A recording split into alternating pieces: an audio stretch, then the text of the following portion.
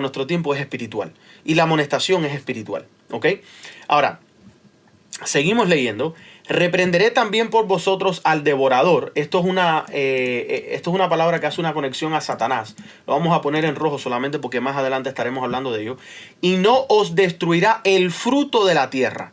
Y esto es interesante porque nosotros estamos en la tierra. Recuerden que el sembrador, en la parábola del sembrador, se tiró la semilla en la tierra buena, en la tierra mala, en las piedras, en el camino, etcétera, etcétera, ¿verdad? Y ahora nos está diciendo que este destructor, o sea, Satanás, no va a destruir el fruto de la tierra, ni vuestra vid, o sea, ni vuestros frutos en el campo será estéril. Wow, eso está poderoso.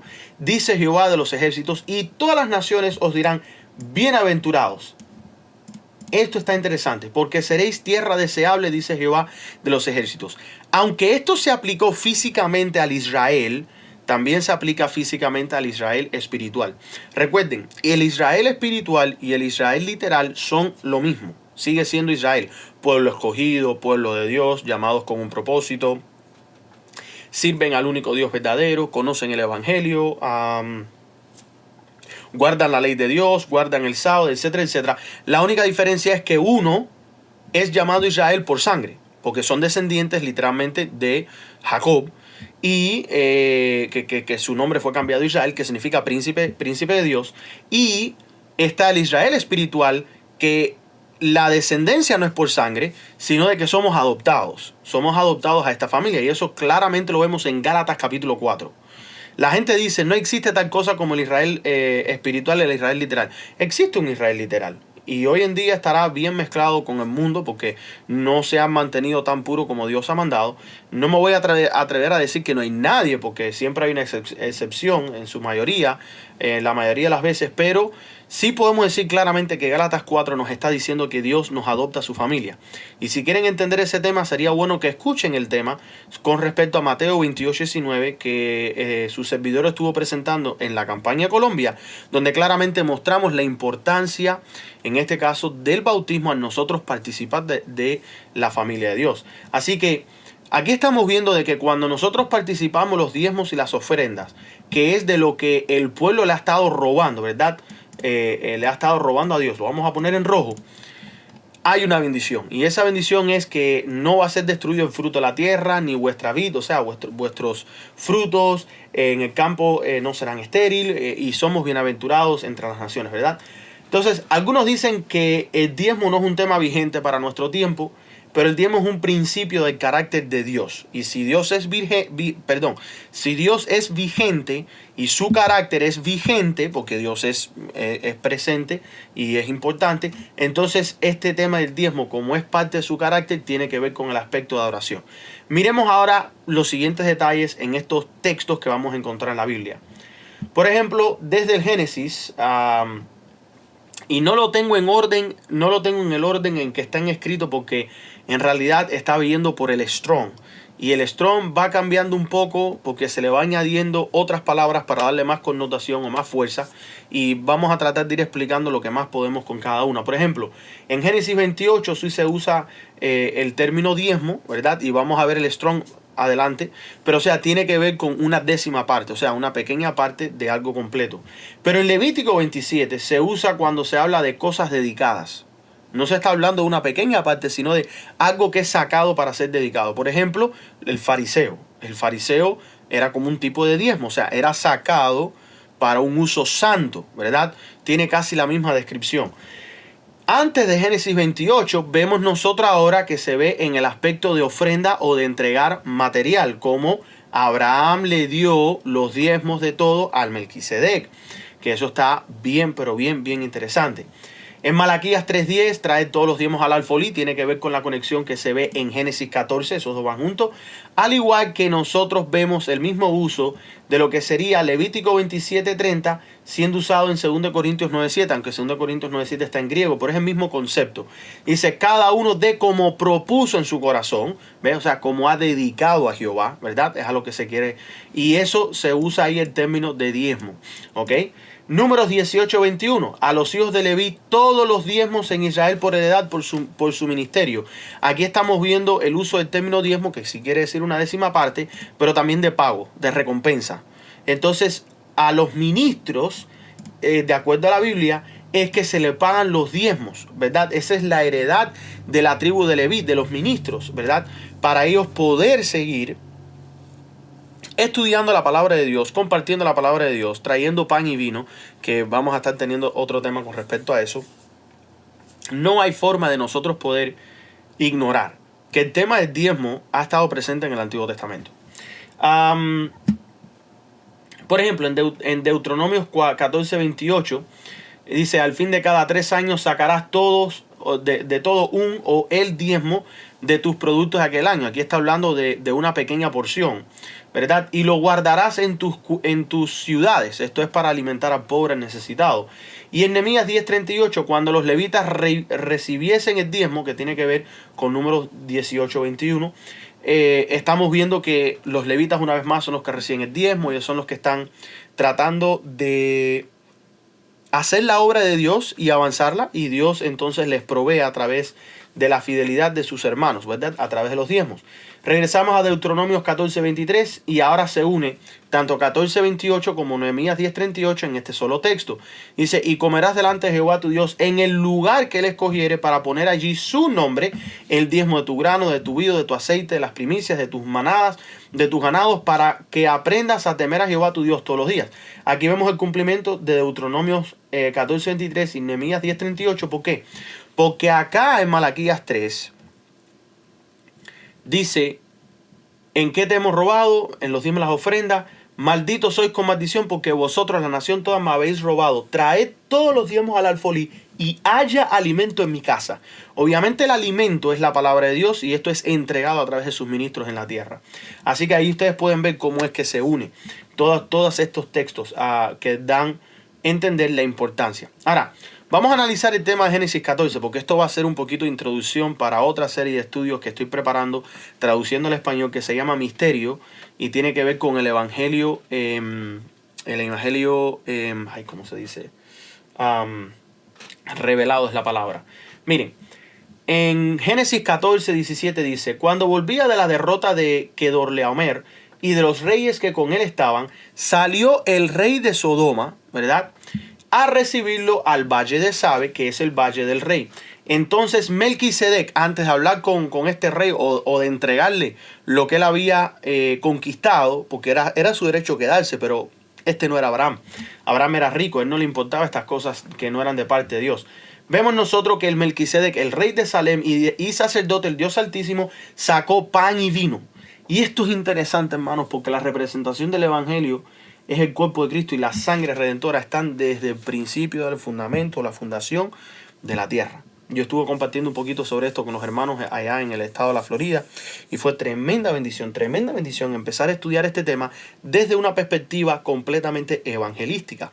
¿A qué me refiero yo? En compartir las buenas nuevas. El pan y el vino representan la Santa Cena, representan el sacrificio de Cristo, representan a Cristo en la cruz. ¿Ok? Y el 19 sigue diciendo: y le bendijo. O sea, vemos nosotros que este Melquisedec, o este sacerdote, bendice. Es lo mismo que nosotros estábamos viendo aquí arriba, si ustedes no se acuerdan, ¿verdad? Del versículo Malaquías 3:11, cuando dice: el fruto de la tierra ni vuestra vid en el campo será estéril. O sea, seremos bendecidos, bendecidos. Cuando tú participas en los diezmos y las ofrendas, eres bendecido. Pero ¿cuál es la bendición? No fue que el Melquisedec le dio más dinero. No le dio más dinero. Es espiritual, diciendo: bendito sea Abraham del Dios Altísimo, la bendición sacerdotal, creador de los cielos y de la tierra, y bendito sea el Dios Altísimo que entregó tus enemigos en tu mano. Y le dio a Abraham los diezmos de todo. Como él vino a dar palabra de Dios, como él vino a entregar pan y vino, que es Santa Cena, él le dio los diezmos de todo. Entonces el rey de Sodoma dijo a Abraham: dame las personas y toma para ti los bienes. Y esto es interesante, que él estaba obviamente interesado en las personas. ¿Tú me entiendes? Pensemos, qué sé yo, sus hijos, su esposa, sus sobrinos, sus nietos. Uno nunca sabe. Eso era lo que le importaba al rey. Y que Abraham se quedara con las riquezas.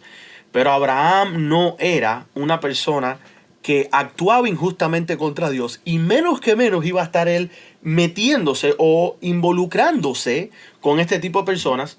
Y respondió Abraham al rey de Sodoma: has alzado mi mano a Jehová, Dios Altísimo, creador de los cielos y de la tierra, que desde un hilo hasta una correa de calzado, nada tomaré de todo lo que es tuyo. Wow, él le está enseñando una lección. A mí no me interesa nada de esto. Para que no digas, yo enriquecí a Abraham. Y muy cierto lo que Abraham estaba haciendo. Abraham no estaba pensando en él en ese momento. Él estaba pensando en la reputación de Dios en el día de mañana. Si yo tomo ese dinero ahora, ¿qué es lo que van a decir la gente? O sea, ¿qué es lo que la gente va a pensar verdaderamente de que quien me hizo rico fue este rey, no fue Dios? No. Él tomó una pequeña parte que tiene que ver con, lo vamos a ver adelante, que tiene que ver con sus esclavos varones. Esclavos no, vamos a decirle sus luchadores. Y entonces, bueno, él sigue adelante, dice, para que no digas, yo enriquecí a Abraham, excepto solamente lo que comieron los jóvenes y la parte de los varones que fueron conmigo, Aner, Escol y Mamre, los cuales tomaron su parte. So, aquí vemos claramente que Abraham no toma nada para él, pero él le dice a estos tres jóvenes, él dice, vayan ustedes y escojan. Entonces, el diezmo es algo entendido y aceptado comúnmente en la cristiandad. El Nuevo Testamento constantemente está citando el Antiguo Testamento. Veamos algo interesante desde el lexicon. Y ahí están las citas por si ustedes lo quieren visitar. Ok, ¿qué significa diezmo? La palabra griega es maaser, ¿verdad? Maaser. ¿Y qué significa esta palabra maaser? Bueno, en plural, que también se puede decir masra, ¿verdad? Viene de una décima o 10, especialmente con lo que es con respecto al diezmo, ¿verdad? 10. Una décima parte o de diezmar, de dar algo pequeño. Diezmo, décima parte, pago de una décima parte o pago de la décima parte, ¿verdad? Etcétera, etcétera. Ahora, ¿cuántas veces se usa en la Biblia? Y esta parte la tengo en inglés porque la quise dejar tal en el original como la encontré y que va correlacionado con el uso de la palabra. Por eso es que no va a estar en orden. Los versículos no lo van a ver exactamente en orden. Pero va de acuerdo al uso. Por ejemplo, aquí en Génesis 14 vemos que se le entrega el diezmo de todo. Queriendo decir que se le entregó diezmo y ofrenda. Se le entregó todo. En Levítico se habla sobre el diezmo de la tierra. Que es dando la semilla de la tierra, fruta de la tierra. No tiene nada que ver con dinero. Vemos nosotros el diezmo de todas las cosas. Vemos nosotros el diezmo con respecto a los animales que nosotros tenemos, ¿verdad? O en este caso, ganadería. Vemos nosotros de los hijos de Leví se le da una décima parte, ¿verdad? De la herencia de Israel. Se está hablando de herencia. El diezmo, hay diezmo en herencia. Hay diezmo cuando se trata de ofrecer, ¿verdad? De ofrecer en este caso diferentes cosas como semillas, pan, frutos, sacrificios, etc. Vemos nosotros un poco más adelante, quiero llegar al punto, creo que está por aquí abajo, prontico. Aquí está. Tiene que ver con tesorería, tiene que ver con ofrendas, tiene que ver con primicias, tiene que ver con diezmos, tiene que ver con porciones de ciudades y porciones de campos. O sea, llega un punto donde en la Biblia la palabra diezmo lo abarca todo. Y ahora la pregunta mía es, el diezmo, el número 10, es un número que representa algo como que ya está completo, ¿verdad? Algo como que llegó a su... No, porque el número 7 es perfección, pero el número 10 es un poco más... Es como algo un poco más profundo, ¿verdad? Estamos hablando de plenitud, orden divino, responsabilidad, hasta juicio, porque vemos nosotros las trompetas y las plagas y de eso que cayó allá en Egipto y para el fin del tiempo vemos pruebas. O sea, el 10 vamos a dejarlo como que es algo de plenitud, ¿verdad? Se ve que es plenitud. Entonces, si el 10 es plenitud, quiere decir de que el sábado es un diezmo. Porque el sábado es por así decir, que se completó la creación y Dios descansa, santificó el sábado. Es lo que Dios apartó para un uso sagrado, un uso santo.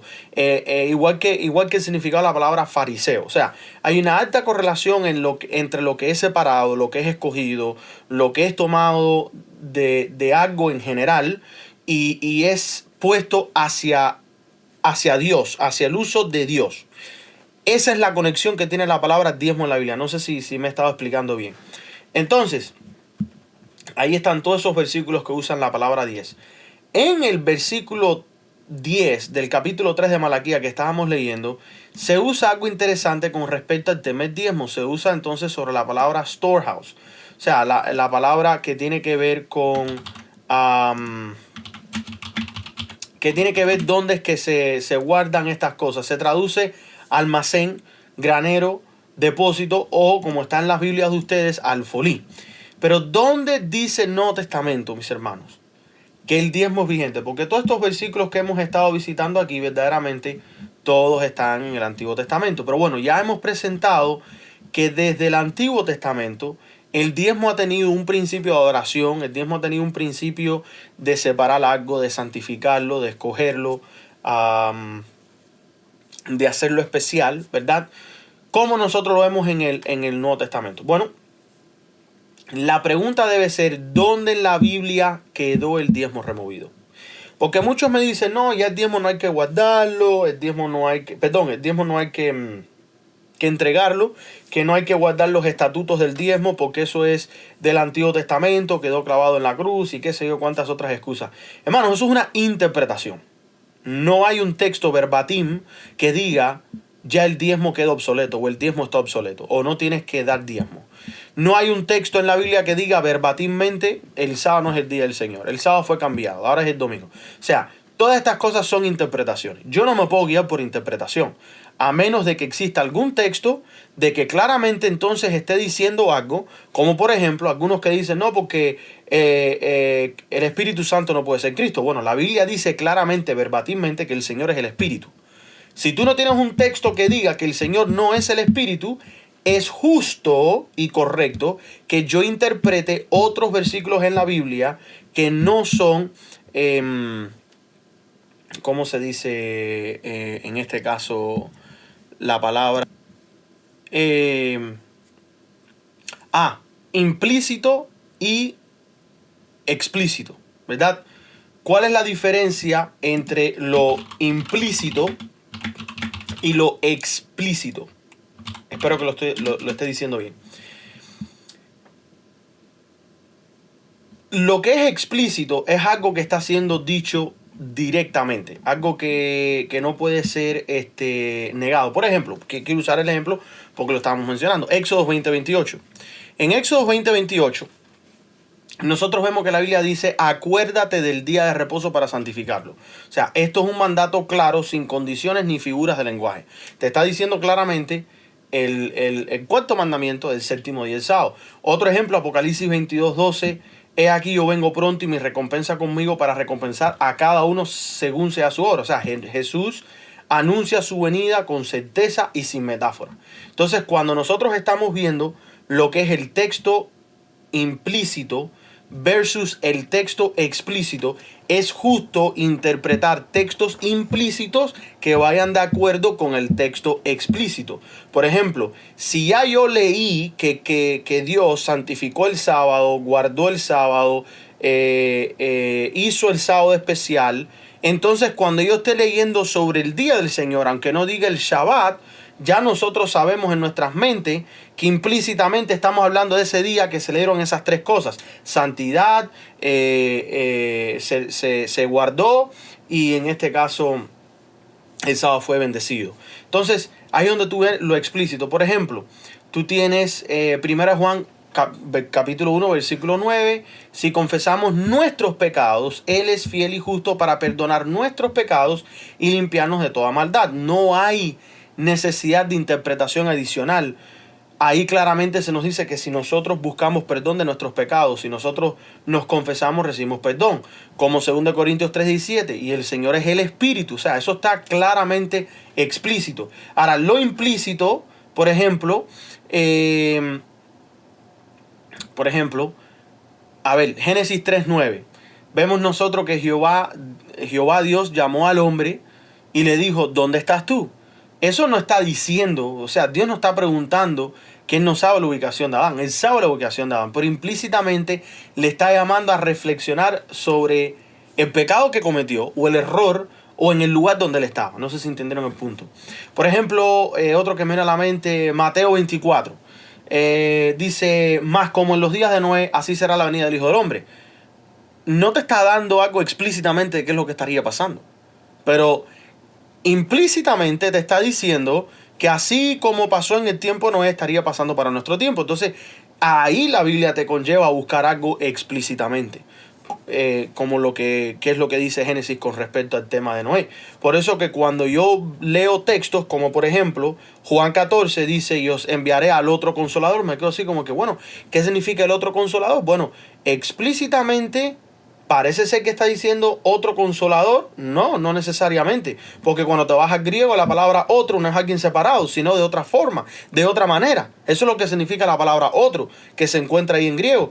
Y más adelante te dice espíritu y la verdad. Y un poco más arriba te dice quién es la verdad. Y 2 versículos abajo te dice, no os dejaré huérfanos, vendré a vosotros. Entonces ahí es donde tú tienes el texto explícito. Tú analizas el texto implícito. ¿Qué es lo que quiere decir de otra manera? ¿Qué es lo que quiere decir esto? O sea, ¿cuál es la interpretación que se le puede dar a este texto? Y tú lo interpretas de acuerdo, en este caso Juan 14, 18, que es el texto explícito. Solamente para recalcar que el contexto de Juan 14 es vendré a vosotros. Cristo les dijo claramente que si guardáis mis mandamientos, el Padre y yo vendremos y haremos morada en vosotros. Y ante decir eso, Él dijo claramente, si me amáis, guardaré mis mandamientos y yo me manifestaré en vosotros. O sea, ahí donde tú ves contexto, apoyando al texto explícito, versículo 18, y ayudándote a interpretar los textos implícitos. Entonces, con respecto a este tema de el diezmo, donde hay texto explícito que nos ayuda a nosotros a interpretar entonces esos argumentos que son implícitos, que tienen que ser interpretados de la manera en que lo ha hecho hoy el cristianismo. No existe. Por lo tanto, no podemos presionar el argumento. Tenemos que dejarlo sentadito ahí en las gradas por un ratico hasta ver si es que hace sentido tener ese tipo de pregunta o no. ¿Por qué quitarle ahora algo a Dios si es de él originalmente todo? O sea, ¿por qué la gente tiene problemas con el diezmo? No sé si lo han notado, que no quieren diezmo, acusan a los pastores, acusan a esto, acusan a los otros, pero ¿por qué?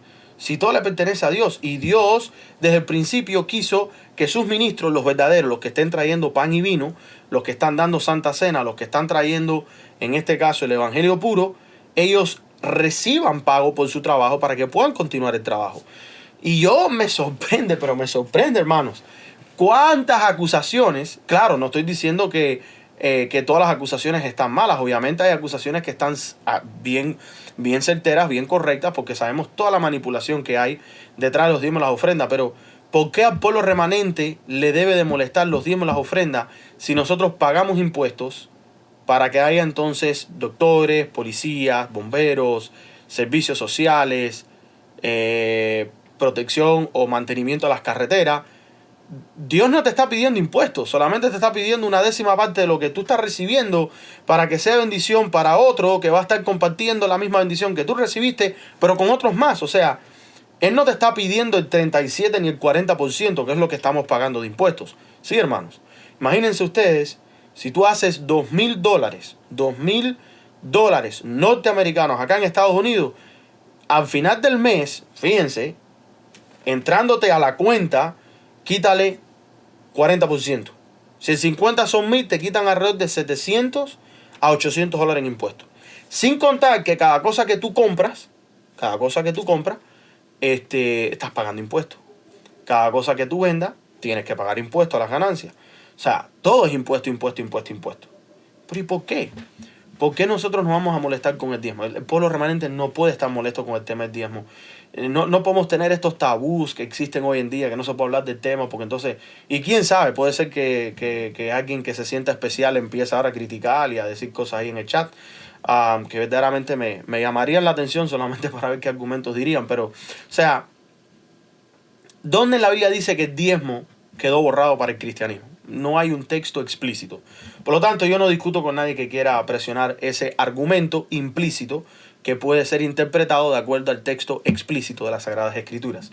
Ahora, muchos cristianos se esconden detrás de la cruz de Cristo para decir que cosas quedaron abolidas. La ley de Dios es un reflejo de su carácter santo y también es un reflejo de su gobierno. y todos los requisitos y parámetros entregados al hombre son divinos para la bendición y beneficio de él mismo. Hablando con respecto al hombre, para bendición del hombre, miren lo que está diciendo ahora la hermana White con respecto a este tema del diezmo. Esta cita se encuentra en la Review and Herald, mayo 16, escrito en el año 1882. Y dice así la palabra de Dios. Respecto al sábado, se utiliza el mismo lenguaje que en la ley del diezmo. Wow, excelentísimo. O sea, yo no sé si ustedes están notando esto, pero claramente ella está diciendo que respecto al sábado se usa el mismo lenguaje con respecto a la ley del diezmo. O sea, no puedes hablar del sábado e ignorar el tema del diezmo. El séptimo día es sábado de Jehová tu Dios. El hombre no tiene derecho ni poder para sustituir el séptimo día por el primer día. Si nosotros estamos entendiendo que se utiliza el mismo lenguaje, entonces quiere decir que el hombre no tiene derecho ni tiene poder para sustituir el uso del diezmo o la autoridad del diezmo o para qué es el diezmo o quién pide y reclama el diezmo. No podemos. Dice la hermana White, puede pretender hacer esto, sin embargo el fundamento de Dios es firme, lo mismo se aplica al diezmo. Las costumbres y las enseñanzas de los hombres no disminuirán las exigencias de la ley divina. La ley divina sigue exigiendo lo mismo, no cambia. Dios ha santificado el séptimo día, esa porción, y aquí añado yo entre paréntesis porque estamos ahora leyendo el texto explícito que está aquí arriba de la cita, y ahora estamos entendiendo lo implícito. Esa porción, o sea, diezmo, ¿verdad? Esa porción, ese diezmo específica de tiempo, apartada por Dios mismo para el culto religioso, continúa siendo tan sagrado hoy como cuando nuestro Creador lo santificó por primera vez.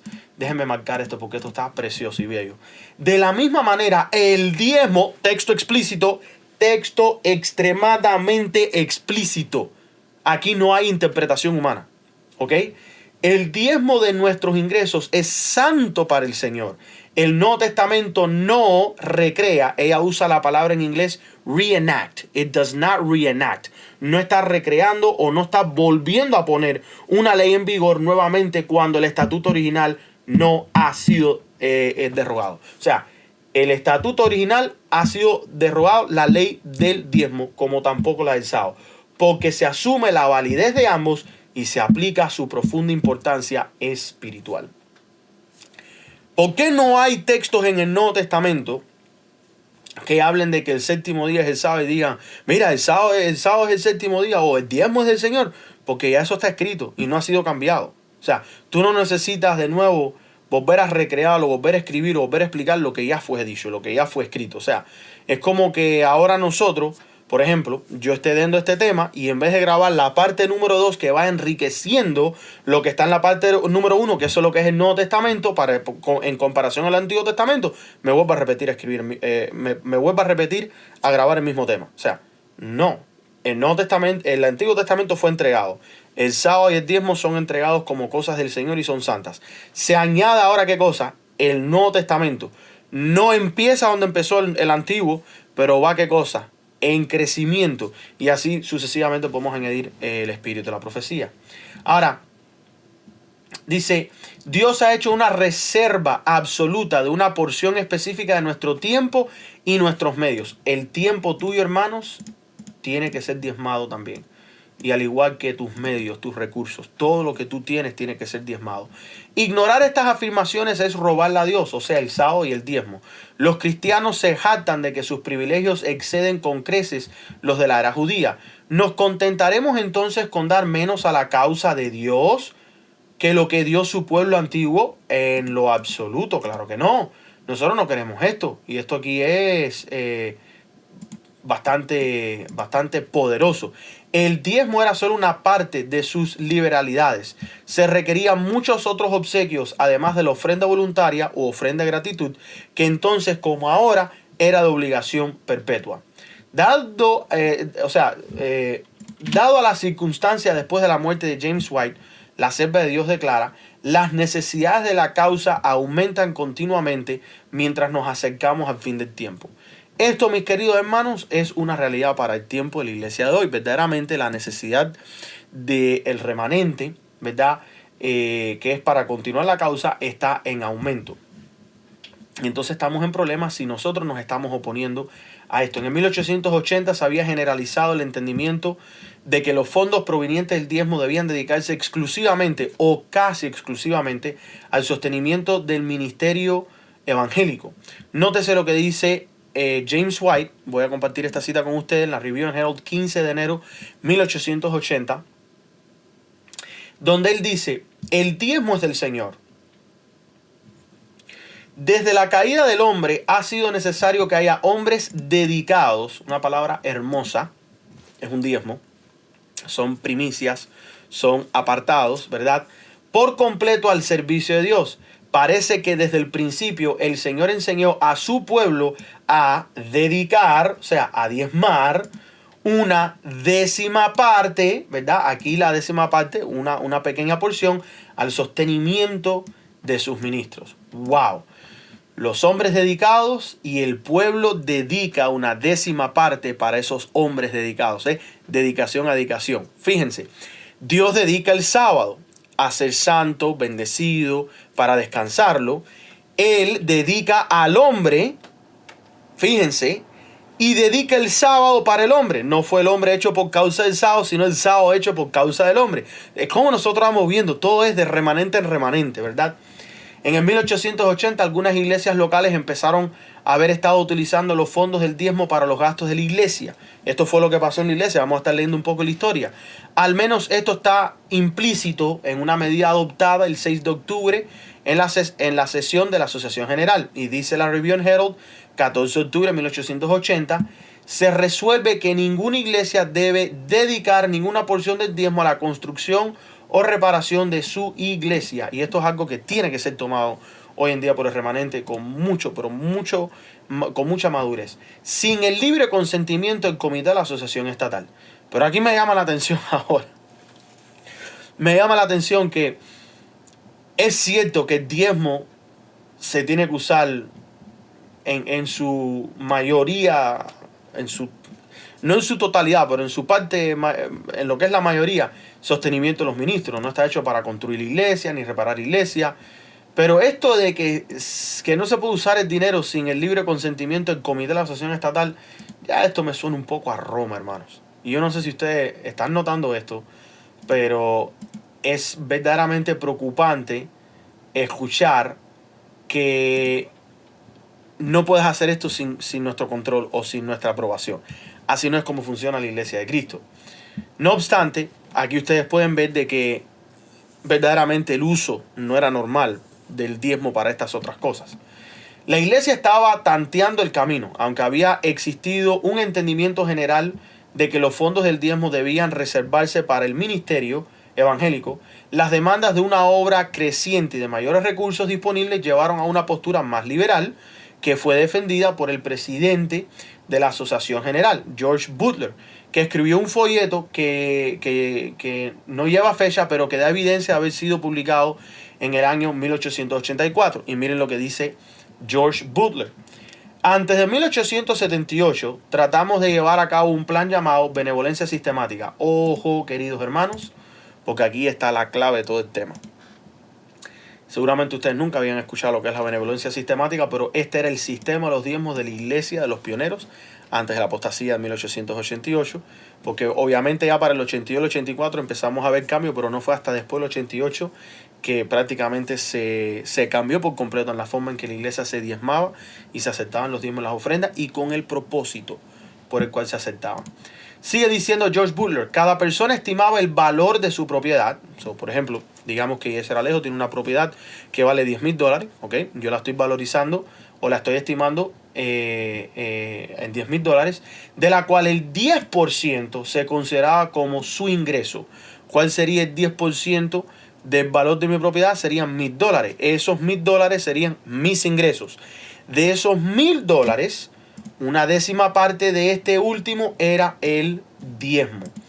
El diezmo era el 10% del ingreso del valor de una propiedad. Era como se estaba haciendo en aquel tiempo. ¿Cómo yo explico esto? Tú compras una casa hoy que vale, digamos, $150,000. Al pasar el tiempo le incrementan, digamos, un 5%. A ver una cosa aquí, 5% de 150,000. Estaríamos hablando de $7,500. Es lo que sube de valor la casa. De esos $7,500, nosotros tenemos que sacar el 10%, que serían 750.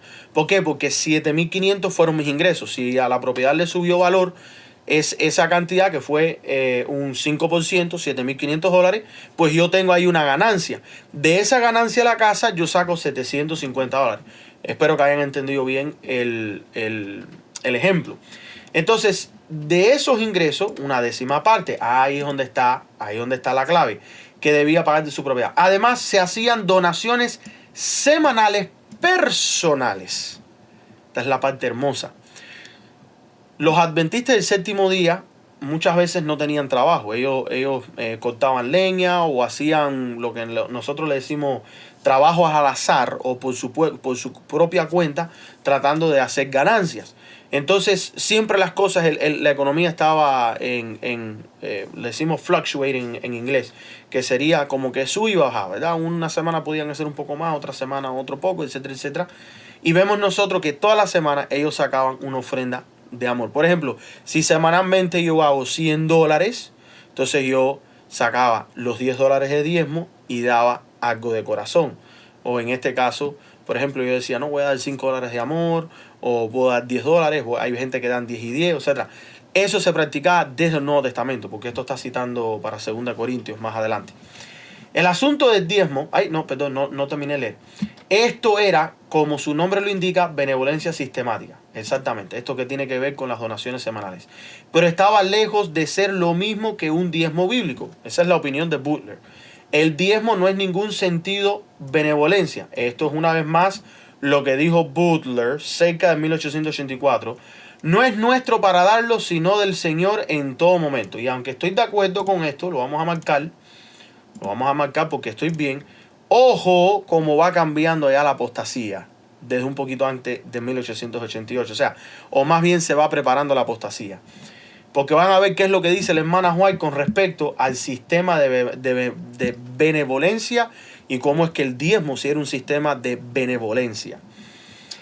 Para terminar, esto está en The Tithing System, página 69. El asunto del diezmo fue llevado ante la Conferencia General en octubre de 1878 y se nombró un comité de 5 personas para preparar una obra sobre este tema. Nuestro pueblo en ese entonces aceptó en general el principio del diezmo en teoría y lo ha practicado hasta cierto punto desde entonces. O sea, en el 1878 ellos aprobaron algunas cosas. De acuerdo a los registros de James White, de la hermana White, seguían practicando el sistema de benevolencia. Por aquí en su libro, George Butler estaba tratando de hacerlo ver como algo diferente. Notaron lo que fue declarado, cómo era el diezmo antes de 1878. Antes de 1878 tratamos de llevar a cabo un plan llamado, número 1, benevolencia sistemática. Número 2, cada persona estimaba el valor de su propiedad. 3, de la cual el 10% se consideraba como ingreso. Y 4, y una décima parte de este último era el diezmo que debería pagar a su propiedad. Y número 5, además se hacían donaciones semanales personales. Y bueno, aquí tenemos un ejemplo que puse en pantalla. Estimación de $100,000, una ganancia del 10% anualmente. El diezmo serían $1,000. Semanalmente un regalo para la obra.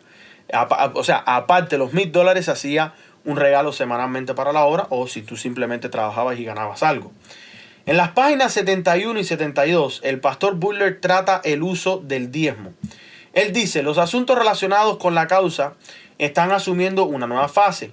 Se nos presentan cada vez más nuevas demandas en la línea de los obreros y ciertamente ha llegado un momento en que debemos ser honestos a Dios y darle lo que es suyo. ¿Qué quiere decir esto? La iglesia estaba pasando por una crisis. La misma crisis que está pasando hoy. La obra estaba creciendo, no había suficientes ingresos y por lo tanto la obra se encontraba en necesidad, es la palabra. Luego, al señalar lo que hace que esto sea necesario, Butler hace esta declaración. Hasta hace unos pocos años el diezmo se ha usado casi en su totalidad para sostener a los ministros del evangelio, de eso no hay duda, aquellos que predican desde el estrado. De alguna manera parecía entenderse universalmente que nadie más tenía derecho a nada del diezmo. Fíjense ustedes, se entendía universalmente que nadie más tenía derecho al diezmo. Pero más reciente se ha hecho costumbre pagar a nuestros secretarios, estatales de folletos y misioneros con el diezmo, y nuestros comités de auditoría han llegado a un acuerdo con ellos de la misma manera que con los ministros. Esto está interesante. Vamos a marcarlo de naranja y lo vamos a poner aquí de negro porque eso está muy interesante. En muchos casos se ha necesitado una considerable discusión para lograr esto. O sea, que como que querían lograr que los secretarios estatales de folletos y misioneros también se les pagara con diezmos. Interesante. En los últimos 2 años, otra clase también ha estado trabajando en la causa y se ha planteado la pregunta, ¿cómo se les pagará? Nos referimos a quiénes, a los coportores y obreros misioneros de diferentes clases. Interesante. Que trabajan en misiones de campo o en ciudades. En muchos casos a estos se les ha pagado con el diezmo, pero en varios casos ha sido una gran presión para la tesorería y en algunos casos el ministerio no ha tenido un apoyo razonable debido a esto. Yo no sé si ustedes están notando el lenguaje. La cuestión ha surgido al frente de una manera tan contundente que debe ser enfrentada y resuelta. Yo no sé si ustedes han notado el lenguaje, pero claramente estamos viendo que se armó un problema por ellos tomar una decisión de empezar a pagar con diezmo a otras personas que no eran ministros. No estoy diciendo que el misionero no lo merece, porque el misionero es un tipo de ministro. El que hace colportaje, hay una línea bastante peligrosa ahí que se deberá, si acaso, de investigar más apropiadamente. Pero, o sea, verdaderamente las cosas estaban yendo bien y hasta 1878 empezamos a ver este tipo de problemas, ¿verdad? Ok, regresando a la cita. Dice, muchos pueden trabajar en la obra misionera tan eficazmente como colportores y obreros, y eso aquí está bien, ¿verdad? Tú puedes ser un ministro colportor, puedes ser un ministro o un obrero bíblico, como aquellos que predican desde el púlpito, o sea, como un pastor. Muy bien. Sin duda muchos harán campaña y pagarán sus gastos con las ganancias de las ventas. Pero hay muchos otros que no pueden ser mantenidos de esta manera y cuyo trabajo es necesario para difundir la verdad. ¿Cómo se les podrá sostener? Después de reflexionar mucho sobre el asunto, hemos resuelto la cuestión en nuestra propia mente. Creemos que el diezmo fue diseñado por Dios para el sostén en la medida de lo posible de todos los obreros que son llamados por la causa de Dios a dar su tiempo a la obra. Esto, mis queridos, está excelente. Y desgraciadamente hoy la iglesia no lo ve de la misma manera. Y si dicen verlo de la misma manera, no lo respetan. No conocemos ningún otro sistema especial para este propósito. Ahí está la cita. Aquí se presenta la cuestión que todos aquellos trabajando para la obra merecían ser pagados con diezmos. Seguimos leyendo ahora en el manuscrito número 139, escrito en el año 1898 por la hermana White, donde ella dice, los ministros de Dios son sus pastores. Entonces, Dios tiene pastores. ¿Cuáles son esos pastores? Los ministros de Dios. No el que va a estudiar teología, no el que está guardando una iglesia, no el que está dedicado a predicar solamente porque, recibió cursos. No. El ministro es el obispo. El obispo es el que cuida las ovejas y el que cuida las ovejas es quien atiende las necesidades del rebaño. Y quien da pan y vino. Eso es importante. Tiene que dar pan y vino. Doctrina sana, palabra de Dios, presentando a Cristo, etcétera, etcétera. Dice, los ministros de Dios son sus pastores designados por él para alimentar al rebaño, ¿verdad? Para alimentar al rebaño. El diezmo es su provisión. El diezmo es la provisión de estos pastores que están alimentando al rebaño, que son sus ministros, ¿verdad? Para su sustento. Y él quiere que sea considerado sagrado para este propósito. 6 años después del año 1898, ella volvió a enfatizar este punto cuando ella dijo, el diezmo debe usarse para un solo propósito. ¿Cuál es ese solo propósito? Sostener a los ministros que el Señor ha designado para hacer su obra. O sea, no hay duda de que verdaderamente este es el uso verdadero para los diezmos. Debe usarse para sostener a los que hablan las palabras de vida a la gente y llevan la carga del rebaño de Dios. Se está volviendo muy común la impresión de que aquel carácter sagrado del diezmo ya no existe. Muchos han perdido su sentido de los requerimientos del Señor. Y desgraciadamente ese es el sufrimiento de las cosas que estamos nosotros experimentando en estos días. Ahora, regresando a la conexión en Malaquías, porque ya tenemos que terminar este estudio. En la conexión a Malaquías, que fue nuestro tema principal, la hermana White declara, porque ya vamos a estar terminando, vamos a regresar a Malaquías 3. Dice la hermana White: ¿robará el hombre a Dios? Dice: pues vosotros me habéis robado y dijisteis: ¿en qué te hemos robado?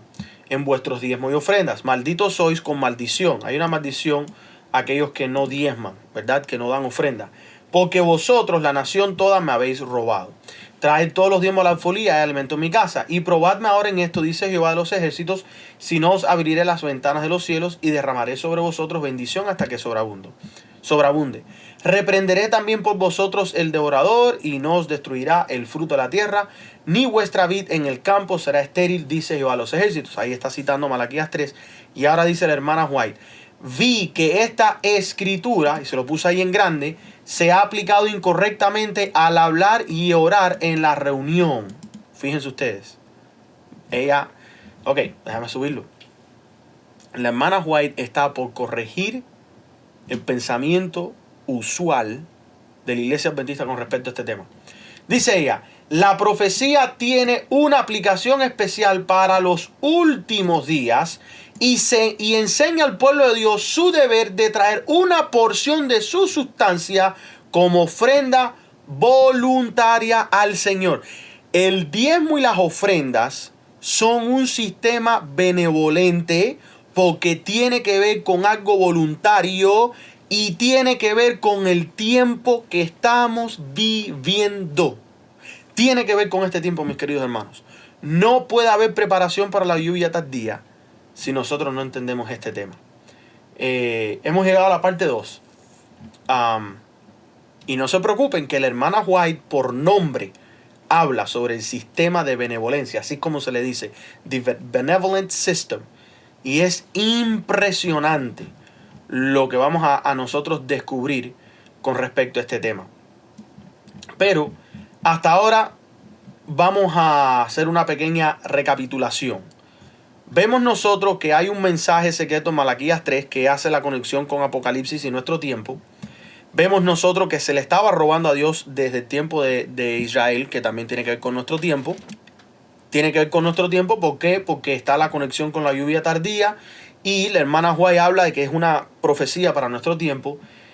Vemos nosotros que el uso del diezmo a lo largo del Antiguo Testamento se usa para diferentes lenguajes, como por ejemplo, hay que sacar diezmo no solamente lo que nosotros ganamos en el trabajo, sino por ejemplo si tienes animales, si tienes siembra, si tienes lo que sea, hay que apartar, incluyendo nuestro tiempo, ¿verdad? El sábado tiene que ser apartado como un diezmo para Dios, ¿verdad? Aprendimos que la palabra diezmo quiere decir décima parte o entregando una pequeña parte, que en este caso una décima parte. Ahí está la lista de todos los versículos en inglés de las 32 veces que se usa la palabra diezmo o diezmos, en conjunto también con la palabra ofrenda. Aprendimos que antes de 1884 había un sistema de diezmo dentro de la iglesia que era llamado el sistema de benevolencia. Y desde el 1878 que ellos empezaron a cambiar su formato de dar estos diezmos, de participar con estas cosas, nosotros empezamos a ver de que empezaron a venir problemas dentro de la iglesia, desgraciadamente. Y bueno, por último, estábamos viendo nosotros esa conexión perfecta que hace la hermana White con Malaquías 3 hacia una profecía para nuestros tiempos. Hermanos, yo espero que este tema haya sido bendición. Sé que vamos a parar la hora y van a querer escuchar, pero puede ser que el sábado que viene estemos haciendo live streaming para que ustedes puedan participar de la campaña, aquellos que no han podido venir. Si no podemos hacer el live streaming, lo estaremos compartiendo por el internet después, con mucho gusto, eso no será ningún problema. Pero o sea, les pido por favor que nos tengan en sus oraciones en los próximos días, en la próxima semana, porque va a ser un tiempo bastante estresante y estamos pidiendo la guía y protección de nuestro Dios. Pero bueno, esto es un tema que tenemos que regresar una vez que se acabe la campaña. Tenemos que analizar estas cosas porque en lo personal creo que hay muchas cosas que debemos aprender y no lo hemos hecho. No estoy diciendo que somos vagos espirituales, pero verdaderamente no hemos dedicado el tiempo a leer todas estas cosas, a aprender de estas cosas, y es necesario hacerlo. Así que espero que este tema, una vez más, haya sido de bendición, que te haya despertado las ganas de estudiar la Biblia, que al mismo tiempo, aprendimos también que el mismo uso sagrado que Dios le entregó al sábado, la misma ley sagrada, vemos nosotros que se le aplica al diezmo, que el diezmo y el sábado van de la mano, no se pueden separar, y la misma vigencia que se encuentra en el Antiguo Testamento, no existe ningún texto explícitamente en el Nuevo Testamento que pisotee esa vigencia, simplemente no existe. Las declaraciones, si acaso, serían de hombres y filósofos, no de la palabra de Dios. Así que espero que para de aquí a 2 sábados o 3 sábados, Dios permita que podamos seguir continuando estudiando este material. Tenemos que pasar ahora a la parte 2, que se vuelve un poco más interesante. Y bueno, eventualmente llegar a la conclusión de nuestro estudio. Gracias, hermanos, por escuchar, por dedicar un poco de tiempo a la palabra de Dios y al estudio. Esperamos que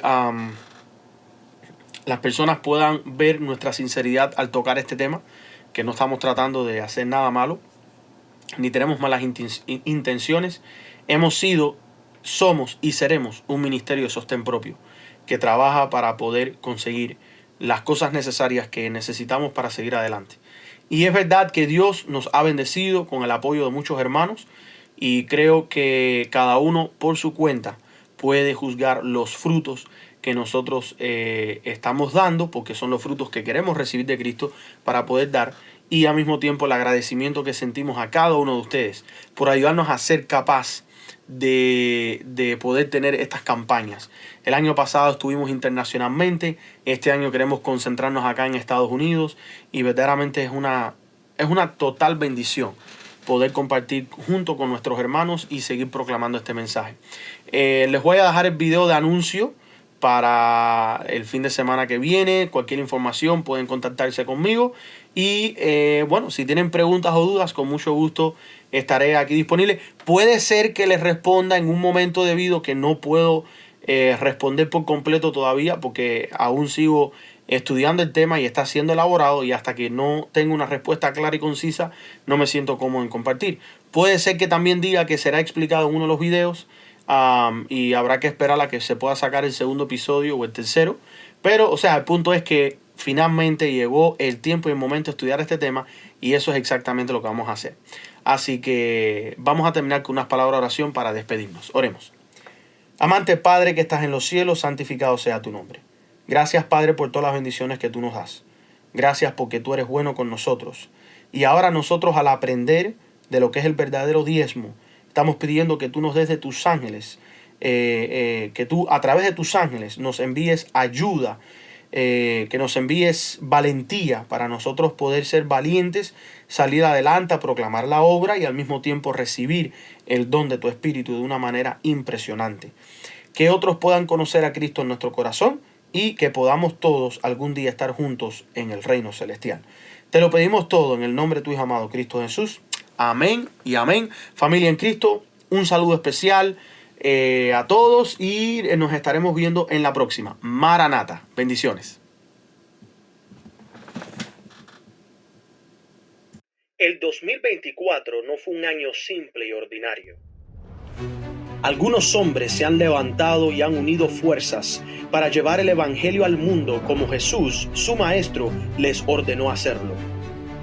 Esta es la vida eterna, dijo Jesús, conocer a Dios el Padre y a Jesucristo a quien Él envió. El año 2025 ha demostrado traer muchos desafíos al cristianismo y especialmente al remanente. Es hora de presentar verdades al mundo que traerán la verdadera conversión. Ha llegado el momento, pero muchos de los que profesan creer en Cristo no conocen a Dios, solo tienen una religión superficial. El mundo no conoce a Dios. Muchos han hablado elocuentemente de Él, profesando ser sabios, se vuelven necios. Su conocimiento de Dios es imperfecto. Cristo es la revelación perfecta de Dios. Ahora es el momento de prepararnos para la venida de nuestro Señor. La disposición para encontrarse con Él no se puede lograr en un momento. Es necesario conocer a Dios. Así se preparan para encontrarse con su Señor y cuando Él venga, dirán con gozo, este es nuestro Dios, le hemos esperado y Él nos salvará. Nos alegraremos y gozaremos en su salvación. Hermanos y hermanas, es tiempo de conocer a Dios.